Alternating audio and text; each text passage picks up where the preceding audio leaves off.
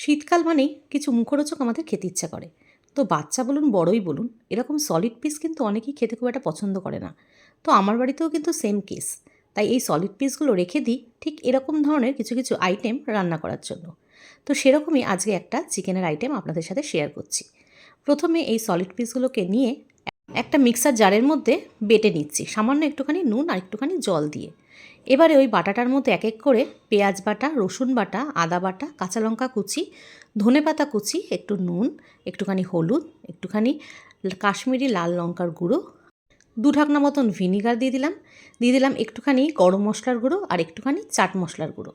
আপনারা এখানে ভিনিগারের বদলে পাতিলেবুও ব্যবহার করতে পারেন। আর দিয়ে দিলাম এখানে 3-4 চামচের মতন ময়দা। তো এখানে ময়দার বদলে আপনারা বেসনও ব্যবহার করতে পারেন। এবারে ভালো করে হাত দিয়ে এটাকে মেখে এই 5-10 মিনিটের জন্য কিছুক্ষণ ঢেকে রেখে দেবো। এদিকে কড়াই বসিয়ে দিয়েছি, কড়াইও গরম হয়ে গেছে। গ্যাসের ফ্লেমটাকে মিডিয়াম টু হাইতে রেখে আমি এটার শেপ দিয়েছি। আপনারা নিজের পছন্দ অনুযায়ী যেরকম শেপ পারেন সেরকম দেবেন। আমি কিন্তু আজকে এটার শেপ দিয়েছি কাবাবের মতন। তেল গরম হয়ে গেছে, এবারে এগুলোকে এক এক করে ভেজে নেওয়ার পালা। প্রথমে এক পিঠ দিয়ে নিয়েছি। যখন এক পিঠটা বেশ ভালোভাবে একটু হালকা লালচে বাদামি হয়ে আসবে তখন একটা কাঁটা চামচের সাহায্যে আমি এটাকে আস্তে করে উল্টে দিচ্ছি। পুরোপুরি ভাজা কমপ্লিট হয়ে গেলে আমি এটাকে তুলে নেব। শীতকালে এরকম ধরনের মুখরোচক খাবার সবারই খুব একটা পছন্দ হয় খেতে। তো সবসময় তো বাইরে বেরিয়ে খাবারটা ঠিক হয় না।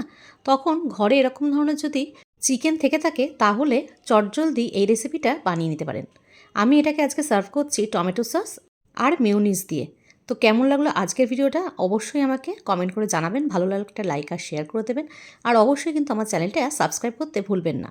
দেখা হচ্ছে আবারও আরেকটা নেক্সট রেসিপি নিয়ে, নতুন আরেকটা ভিডিও নিয়ে। তো টাটা।